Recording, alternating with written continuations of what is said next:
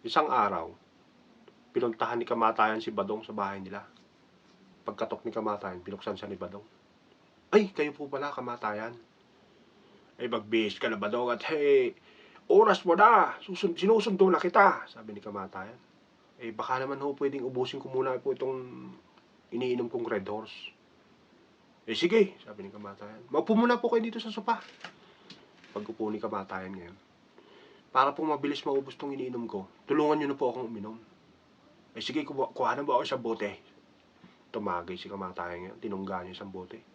Bagsak siya. Nakatulog siya ngayon.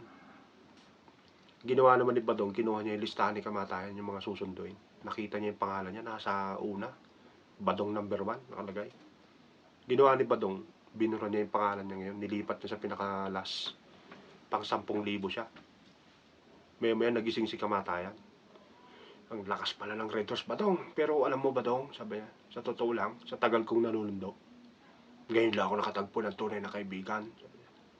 Eh, mabuti naman po kung ganon, sabi ni Badong. Pero dahil dyan, sabi ni Kamatayan, dito na lang ako sa pinakadulo magsisimula. Mabait ka naman eh. Namutla si Badong ngayon.